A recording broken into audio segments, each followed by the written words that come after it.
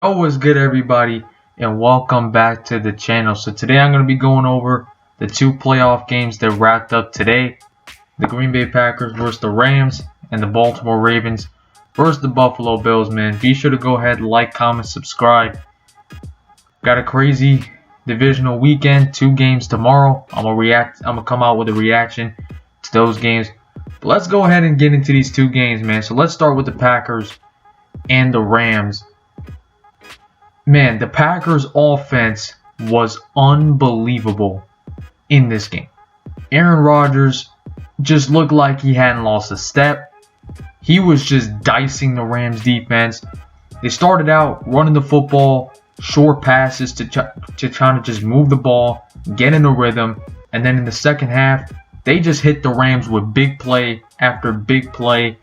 There were a couple of big plays that the Packers should have converted on. I think Aaron Rodgers overthrew Scantling, and Lazard also dropped what could have been a touchdown. So they could have actually had like close to 40 points had it not been for that. Threw for almost 300 yards on the #1 secondary in the NFL. And the Rams were coming into the game with arguably the best defense in the NFL, but Aaron Donald's injury was huge. And it just shows you how valuable he is to this team and why he's the best defensive player in the league, because they definitely downplayed his injury because he was only out there for around 50% of the snaps. He wasn't really right. And him not being in 100% just had an adverse effect on the whole defense because the Rams couldn't get any pressure on Aaron Rodgers. And if you can't get any pressure on Aaron Rodgers, he's going to dice you up. And he's just going to pick you to pieces. And that's exactly what he did. The Rams offense actually didn't even play bad in this game. Jared Goff actually played pretty well. But the Green Bay Packers were able to get enough stops. They were able to create enough pressure. And because they got out to such a big lead, the Rams couldn't really establish the run with Cam Akers. Even though Cam Akers had a good game, they just couldn't really run the football. They had to throw it. The Packers basically ran the formula, nothing cheap, nothing deep. Didn't really give up the big plays. Forced the Rams to really go the length of the field to win the game, and they just weren't able to do it. Matt LaFleur and Aaron Rodgers have just had unbelievable chemistry together this year. Weren't really on the same page last year, but they've grown. And Matt LaFleur's game plan was unbelievable. I mean, just the motions to get Davante Adams open for the 1-yard touchdown, the way they were able to run the football with Aaron Jones, Jamal Williams, and A.J. Dillon. And the Green Bay Packers offensive line, it's probably top 5 in all of football. And they even have David Bakhtiari, who might be the best left tackle in football.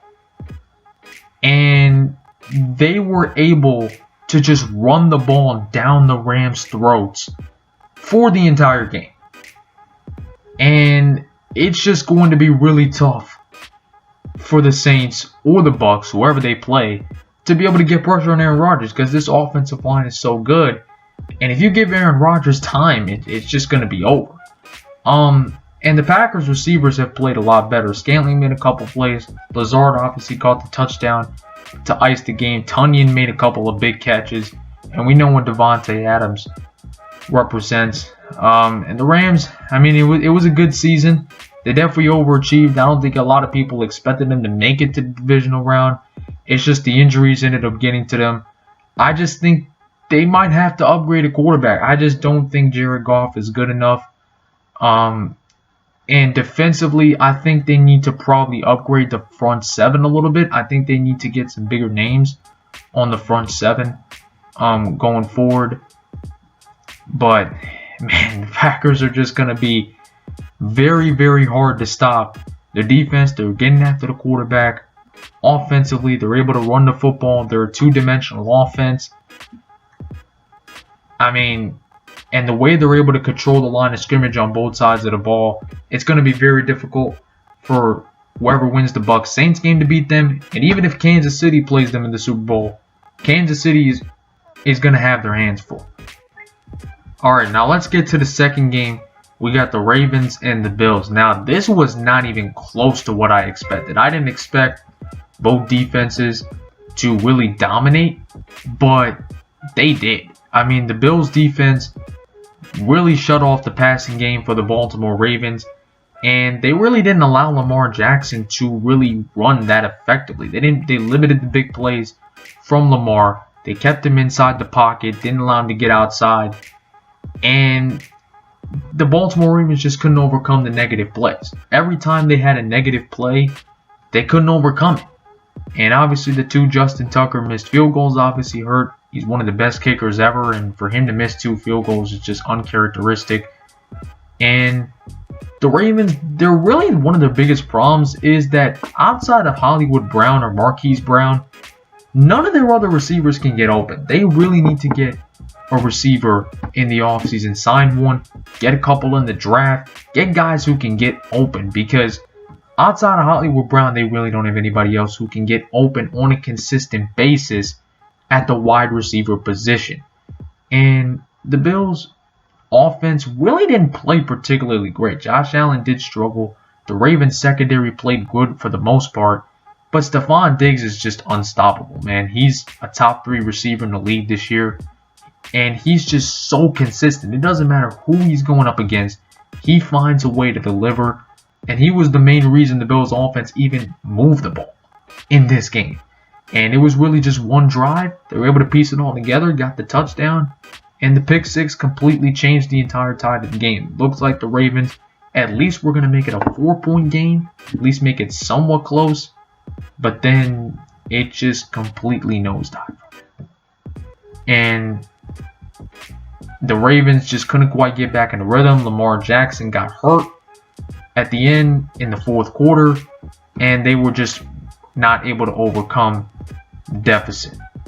And at the end of the day, the Bills, the defense played really well. And they didn't play well last week against the Colts. The defense did a nice job bouncing back. But they're going to need both units to come together, especially if they're going up against the Chiefs. They need the offense to be clicking. They need the defense to be clicking. And so I think they just need to play more consistent football. And I think they'll be fine. For the Ravens, oh man, Lamar, that pick in the end zone just wasn't good. That was actually his first ever red zone interception of his career, which is crazy. But yeah, the Ravens, they just need more offensive talent, I think, around Lamar. I think it clearly showed in this game. And they just need, obviously Lamar needs to keep progressing, but I think this year was a step in the right direction for him. But he just needs to keep getting better, and I think they need to keep giving him more talent. I think Greg Roman needs to kind of at least switch up the schemes. They were way too predictable. They were running 2-3-man routes on zone coverage. That's just not going to work, and they didn't really run RPOs. I thought they were going to run some RPOs. They didn't really do that. So that wasn't great, because their offense, the Bills just knew what the Ravens were going to run, and at the end of the day, it wasn't going to serve them well. So hopefully you guys enjoyed the video. I will be coming out with my reactions to the other 2 games tomorrow, and I can't wait for the championship games next weekend, and I'm out.